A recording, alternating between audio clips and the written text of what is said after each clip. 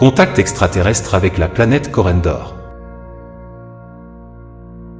Vidéo exposant en résumé le contact extraterrestre avec Corendor, dont le contenu complet est à retrouver dans un article écrit du site contactstellaire.fr. Robert Renaud, ou Bob, de son diminutif, est en 1961, un jeune homme de 18 ans qui vit chez ses parents aux USA, dans le Berkshire, au Massachusetts dans sa chambre au sous-sol, transformé en laboratoire et studio de radio amateur. Il est passionné d'électronique et inventeur, et travaille chez General Electric. Le 8 juillet 1961, il reçoit sur son matériel de radio amateur, une voix qui s'est identifiée comme l'extraterrestre Lineri d'un vaisseau spatial de la planète Corendor. Ils lui disent avoir étudié la Terre pendant 2 ans, appris l'anglais, et l'avoir choisi, à la fois pour ses compétences techniques pour établir une communication, que pour ses aspirations à la paix et son intérêt pour la vie extraterrestre. Ils lui ont demandé de construire un dispositif, permettant d'émettre vers eux sur leur fréquence, afin d'établir une communication bidirectionnelle. Après de nombreux contacts radio, ils lui ont fait construire une TV modifiée pour lui transmettre leur image en vidéo, permettant de voir leur vie dans leur vaisseau et l'espace. Il voit des images de l'intérieur du vaisseau de 11 étages de haut, et de Lineri, qui est une magnifique très jeune femme blonde, belle à couper le souffle. Elle paraît avoir 20 ans, mais lui dit en avoir 74, la fleur de l'âge pour sa race. Leur planète Corendor orbite autour de leur étoile Corena, qui est située à 411 années-lumière de la Terre, dans la constellation du Bouvier, à environ 3 degrés d'Arcturus. C'est la 3e planète d'un système de 12 planètes. Elle a une gravité de plus de 3 G, et une pression de 2,3 atmosphères. Leurs corps sont humains, mais mesurent en moyenne 1,20 mètres. Un humain ne pourrait pas survivre sur leur planète, et eux ne sont pas à l'aise sur la Terre, à cause de la gravité trop faible pour eux. Ils ont comme nous des montagnes, mais moins hautes, de la nature, des rivières, etc. Ils utilisent un portail de téléportation de la matière, pour effectuer une désintégration et réintégration de leur corps, comme les habitants de Apoudisphère, et modifient la forme de leur corps lors de la réintégration. Ainsi ils produisent un corps, correspondant à la structure et apparence nécessaires à la planète où ils vont, conçu par des techniciens spécialisés. Ils ont une apparence humaine indiscernable d'un terrien, quand ils sont sur des missions sur Terre, mais ce ne sont pas leurs corps d'origine, qui sont transformés par la téléportation. Bob Renaud a parlé de son histoire publiquement une seule fois, en 1966, à une convention d'ufologie, avec des retours négatifs, et il a alors décidé de ne plus parler publiquement. Il a écrit au total comme note de contact, en tout 12 livres de 500 à 600 pages chacun. Les Corendiens ont donné du détail sur toute leur civilisation, leur planète, leur ville, leur vie et les relations avec les autres races extraterrestres, leur technologie dans la limite de ce qui est autorisé à partager. Leur principale préoccupation est la possibilité d'une guerre nucléaire sur Terre. Ils ont parlé d'un monde, dont la planète s'est entièrement détruite dans un conflit nucléaire global. Ils font partie d'une alliance de 740 000 mondes, qui est totalement différente de la confédération des mondes qu'ils ont rencontrés autour de la Terre, et dont dépend notre planète en termes territorial. Leur alliance est sur une ligne d'ingérence limitée concernant la Terre, alors que la confédération dont ils critiquent l'immobilisme dans son absolue non-ingérence, a laissé s'introduire des êtres régressifs sur Terre, qui accentuent les guerres et la destruction. Ils ont cherché à faire bouger la confédération sur ce sujet, avec un faible succès. Ils aimeraient bien que la Terre souhaite se soumettre à un processus d'adhésion futur à leur alliance, qui passe par des conditions éthiques préalables au niveau planétaire. Après les contacts par radio, ils lui ont donné des rendez-vous de rencontres physiques sur Terre. Il a pu voir des gadgets extraterrestres à antigravité, des générateurs énergétiques, rayons désintégrateurs, etc. Ensuite, il a été invité à monter dans leur vaisseau, et a été emmené dans des bases terrestres, souterraines et sous-marines, et une base lunaire dans les années 1960. En 2007, Bob a été emmené dans un voyage de 2 jours sur Corendor, en tant qu'ambassadeur terrien. Il décrit le détail de son séjour, sur son site web officiel appelé TerraCore, où on trouve aussi le récit de ses visites de base, de vaisseaux et de la Lune. Ce site est considéré par Corendor comme leur vitrine officielle de contact avec les terriens. Les Corendiens croient en la réincarnation. D'ailleurs, pour eux le corps n'est qu'un vêtement pour l'âme, et ils changent ce vêtement dans leur processus de réintégration de la matière. Ils n'ont pas de religion, mais ils ont un concept du divin. Pour eux, tous les esprits ne font qu'un, et les énergies qui forment la matière en font également partie. L'esprit tout-puissant contrôle l'univers. L'esprit est une forme d'énergie, avec une fréquence fixe. Ils savent utiliser la télépathie. Ils croient en un Dieu, d'une infinie sagesse, qui ne s'impose à personne, avec qui ils ont une relation intérieure profonde qui leur procure de la joie. Ils disent que le royaume éthérique est l'endroit où l'âme spirituelle d'une personne réside après la mort physique. Celui qui fait le mal reçoit une punition dans les plans spirituels, sous la forme du déni du droit de s'élever au niveau supérieur. Être empêché de progresser vers le haut serait proche de l'enfer. Si un individu, sachant qu'il ou elle se verra éternellement refuser l'accès au plan supérieur, désire avec un repentir sincère, renaître pour faire amende honorable, alors une telle chose est permise. Il sera révélé à Bob qu'il avait été choisi comme contact, car il est un descendant d'une expédition de Corandiens venus sur Terre en 970.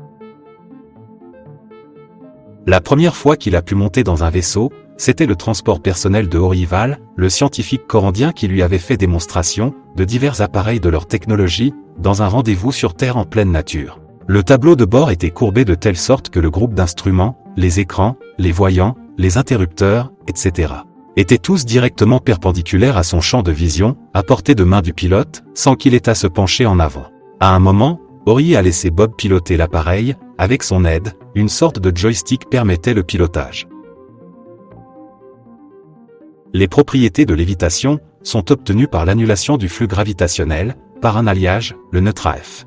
Il ressemble à l'aluminium par sa finition et sa masse, cependant, lorsqu'on lui applique un champ de radiofréquence, d'une certaine fréquence critique, il devient un bouclier efficace contre les champs gravitationnels, magnétiques et électriques, à l'exception des radars. Dans ces conditions, il n'y a pas de force d'attraction entre le vaisseau et la planète. À l'avant, se trouve un ordinateur qui vérifie l'altitude par télémétrie radar. Il ajuste le pourcentage de protection, pour maintenir une hauteur constante malgré les variations de l'intensité du champ gravitationnel, de la force centrifuge et de la densité atmosphérique. Il a été indiqué ne pas révéler la fréquence critique, ni la composition de l'alliage, car un individu imprudent qui les utiliserait pourrait s'anéantir, ainsi que tout ce qui se trouverait à une quinzaine de kilomètres de là. C'est une arme potentielle. Dans un autre rendez-vous, un vaisseau individuel téléguidé d'un autre type est envoyé au sol pour récupérer Bob. Il lui explique par radio comment le piloter lui-même, tout en ayant la main sur le téléguidage en cas d'erreur. Ils l'emmèneront vers un plus gros vaisseau, qui va ensuite stationner au-dessus de bâtiments du gouvernement à Washington, et placer des psychosondes d'espionnage accordées à des fréquences mentales, scellées dans le béton des toitures par un laser. Elles surveillent toute l'activité cérébrale au niveau conscient, la relayant à leurs instruments dans la base située dans l'océan. Ils lui font une démonstration avec ces sondes, qui permettent aussi de prendre le contrôle psychique d'un individu surveillé, avec une sorte de casque de réalité virtuelle, testé par Bob qui voit par les yeux, et contrôle les mouvements d'une personne travaillant dans les bureaux, qui se sent forcé à faire ce qu'on lui demande. Entre de mauvaises mains, cette technologie pourrait forcer des dirigeants à prendre des mesures de guerre, et il serait possible de contrôler le destin du monde. Le but des Corandiens était de pouvoir influer sur toute décision grave qui serait prise, afin de sauvegarder l'humanité d'une guerre nucléaire justement. Bob rapporte qu'ils lui ont montré un autre film, où un homme de Corendor avait été téléporté, à une réunion militaire au Pentagone. Les militaires étaient tous bouche bée, les yeux écarquillés et la mâchoire béante. Le Corandien a ensuite discuté brièvement avec eux, et a démontré la réalité de ce qu'ils avaient vu, en faisant flotter l'un des généraux dans les airs, puis il s'est dématérialisé, et est revenu au vaisseau. Ils ont également constaté que l'armée américaine avait des armes atomiques à bord de certains de ses avions, et que les États-Unis avaient tiré sur leurs appareils à de nombreuses reprises. Les Corandiens ont dit à Robert Renaud qu'il commencerait une empreinte subconsciente sur quelques personnes sélectionnées, un processus graduel de changement des traits de personnalité de base, pour les rendre moins agressifs, à partir du 1er janvier 1963. Aussi des agents à eux sont envoyés dans les zones qui leur étaient assignées, pour travailler sans être découverts, afin de promouvoir la compréhension, la fraternité et la paix, et agir comme relais d'informations, concernant la science, la sociologie, les sentiments. Les Corandiens impriment aussi des idées chez des personnes sélectionnées, pendant leur sommeil, et ces personnes s'en attribuent ensuite le mérite, alors que leurs actions sont sous influence. Ils ont appelé cela la somnivision. On voit qu'ils ont donc plusieurs outils à leur disposition pour une ingérence, bien qu'ils n'aient mis cela en place qu'en cas d'urgence, car leurs lois de non-ingérence limitée leur interdisent d'utiliser ces outils en temps normal. Les Corandiens expliquent que par le passé, suite à des signaux détectés provenant de haute technologie sur Terre, ils sont venus la visiter. Mais à cette époque, le voyage leur a pris des siècles, car leur technologie spatiale était primitive. Ils n'ont alors trouvé aucune technologie une fois arrivés sur Terre, la civilisation qui la détenait s'était éteinte depuis longtemps. Leur voyage spatial a commencé en 462 et ils sont arrivés en 970 sur Terre au Tibet, avec 500 volontaires qui sont restés, en aller simple. Leur technologie était basique à l'époque, propulsion nucléaire par hydrogène interstellaire. Ils avaient détecté l'existence de sondes d'une confédération dans notre système. Ils ont fondé une colonie au Tibet, qui s'est installée en sous-sol. La colonie a atteint 80 000 personnes. Ils observaient les tyrans créer des guerres et dominer les populations terrestres partout dans le monde. La colonie disparut au XIVe siècle à cause de la peste noire qui tua tous les Corandiens en 2 jours, à cause de leur métabolisme particulier. Les Corandiens n'étaient pas revenus sur Terre jusqu'en 1959, où ils ont redécouvert la Terre et sa civilisation actuelle. En 1963, Ori amène Bob avec son vaisseau personnel, en visite sur Mascom, la base de commandement centrale terrestre souterraine du Massachusetts de près de 26 km², s'étalant sur 6 niveaux et une hauteur de 244 mètres. Elle est placée sous des montagnes, et des blindages la rendent indétectable pour les terriens. Il visite la base en véhicule magnétique. Il y verra la salle de communication qui relaie les messages radio depuis Corendor, Arcturus, et les mondes de leur alliance, vers la Terre. Il surveille aussi les TV et radios du monde, ainsi que des informations de sonde. Un corps cloné de Bob le remplace chez lui, pendant son absence, pour ne pas poser de problème pour lui. Le clone est piloté par un Corandien via le système de contrôle de type réalité virtuelle des psychosondes. Une autre fois, il est emmené dans un de leurs vaisseaux de 20 mètres de diamètre, par un rayon à antigravité depuis le sol. On l'emmène dans une base souterraine, où il rencontre l'Inérie physiquement. Depuis cette base, il est emmené à un portail de téléportation, qui le conduit dans une base sous-marine dans l'océan Pacifique, à 3 km sous le fond marin. L'expérience de téléportation est unique pour lui. Là aussi on lui fait visiter la base. Une autre fois, en 1964, il est emmené faire une sortie dans l'espace, dans une combinaison spatiale. Il marche sur la coque extérieure d'un de leurs vaisseaux en orbite, grâce à des bottes magnétiques. Il rencontrera une Corandienne nommée Astralari, dans une des bases où il est emmené fréquemment, avec qui il se liera d'amitié, puis aura un sentiment amoureux réciproque. En 2007, lors de son voyage de 2 jours sur Corendor, il décide de se fiancer. Il est aussi emmené visiter la base sur la Lune en 1966. Il est emmené sur le cratère Platon où est située leur base. Ils pourront, lui et Astra, faire une sortie sur la surface lunaire en balade sur Platon, avec un appareil de transport individuel à lévitation ressemblant à une sorte de scooter. Il y visitera une sorte d'ancienne cité souterraine, d'une race extraterrestre qui a occupé la Lune il y a des millions d'années, et s'est détruite dans la guerre. Une de leurs bombes a déclenché une catastrophe improbable, qui a brûlé l'atmosphère lunaire dans une réaction en chaîne, et détruit toute la vie animale et végétale qu'elle portait, ainsi que la civilisation en guerre, dans une chaleur de millions de degrés qui a duré un instant, avec une irradiation massive. Des archives de leur civilisation détruite ont permis de retracer tout cela, ainsi que les analyses de radiation lunaire. Ils ont 2 bases souterraines sur la Lune, la base Platon et la base Copernic, et une base de communication sur la face cachée pour maintenir le contact, lorsque la Lune bloque l'accès direct. Les vaisseaux mers géants sont stationnés dans des hangars de Platon. Il existe aussi plusieurs petites installations semi-mobiles de la Confédération, dispersées sur la Lune, donc pas de l'Alliance corandienne pour celle-ci. Bob retournera sur la base de la Lune en 1967, puis en 1987. Il a pu confirmer l'existence d'une atmosphère ténue au niveau du sol, mais la Lune est désertique sinon, pas de forme de vie visible dessus, en passage rapproché avec un vaisseau en tout cas. Il a aussi été emmené dans le gros vaisseau mère depuis lequel il avait été contacté au tout début par l'Inérie. C'est un vaisseau en forme de cigare de 30 mètres de diamètre et 16,5 km de long. Il y a observé les salles depuis lesquelles des gens se téléportaient jusqu'à la galaxie d'Andromède à 2 millions d'années-lumière de là. Il y a vu une salle de contrôle avec des milliers d'écrans d'images de surveillance, une autre d'espionnage de tout ce qui se passait au Pentagone, et de surveillance des ondes cérébrales de plusieurs personnes dedans. Il y avait 700 chambres privées. Ori expliquera que 3 modes de déplacement existent, en mode dématérialisé ou 4D, appelés alpha, bêta et oméga. La vitesse de déplacement est constante pour la matière dans chacun de ces modes, et permet d'atteindre un maximum de distance possible dans une durée fixe de 7,5 secondes. Dans le mode oméga, la distance infinie est atteinte comme limite en 7,5 secondes, et toute distance inférieure est atteinte en une durée inférieure, selon une courbe non proportionnelle qui est donnée par eux à Bob. Leur voyage et communication interstellaire se fait en mode oméga, assimilable à de la téléportation tellement elle est rapide.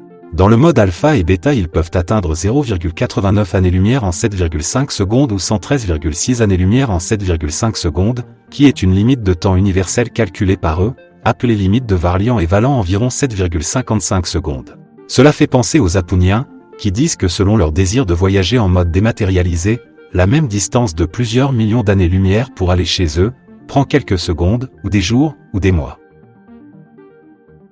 Les Corandiens disent que le système de propulsion nécessite une compréhension du lien entre le magnétisme et la gravité, c'est le même genre d'information donnée par d'autres civilisations.